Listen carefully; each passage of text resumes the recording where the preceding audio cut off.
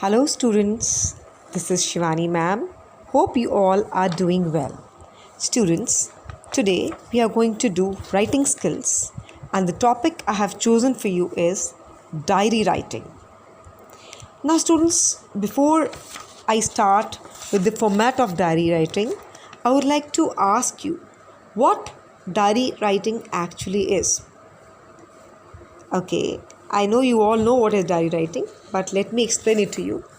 Students, a diary is a kind of personal journal in which you record your day-to-day experiences and incidents and how they affect you personally and emotionally. You can also express your opinions and reactions to whatever is going around you and elsewhere in the world. It is a very personal piece of writing. Now students, the next question that I want to explain is, what kind of language can you use in a diary entry? Now remember, your diary is a very personal thing. It is all about you and what you feel. So the language you employ should be personal and informal. However, avoid words that are very complicated and expressions.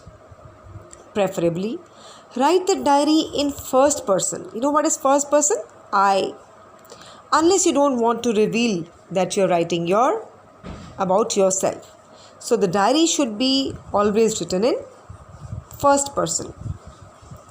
Now the next question, how long should a diary entry be? Students, in real life, a diary entry can be anything from a single line to several paragraphs, even a few pages long. But in an examination situation, a question on diary entry does have a definite word limit. If you are writing a diary entry for an exam, do respect the word limit, okay? And make sure that you write the diary entry in one paragraph. In real life, however, choose a length that completes whatever you feel like writing about. So remember, when you're writing an exam, CBSE, please do adhere to the word limit given and make sure that you write in a single paragraph. Now students, it becomes very important to know the layout and format of the diary entry. A diary entry usually includes the date, place and time of writing the diary on the top, a description of what you want to write followed by your name or signature. This I will be explaining you in detail, right? Students, there are two ways in writing the day, date and time. The first one I've already explained you, it was written there in the text. The second one is different. In that you can write the day, date and right in front of day and date you can write the time. So there are two ways of writing day, date and time in CBSE and every school has its own way. You can adopt any one as per your teacher's advice. Now let's understand the layout of the diary. Okay students. Now suppose you have to begin the diary. First of all, you will mention the day. Now suppose it is Monday. So you will begin by writing Monday. Don't write it in short. MON will be incorrect. Write complete Monday. Day comes first, comma. Then comes the date. Now what is the date? 10th August 2020. You'll write complete 10th August 2020. Now if you want to write short, you can also write 10th AUG and then 2020, 2020. Just opposite to that, on the right hand side, students, you will write the time. Suppose you're writing your diary at 10:30 p.m. So you will write 10:30 p.m.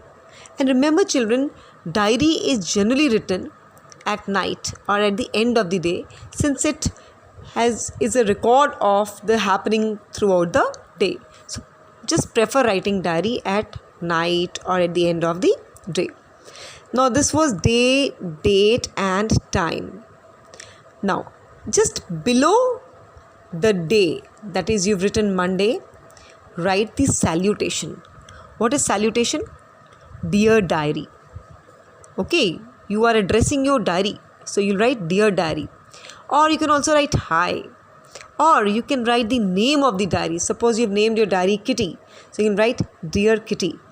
Okay, but use it if you wish to treat your diary as a close friend, okay, as a living person.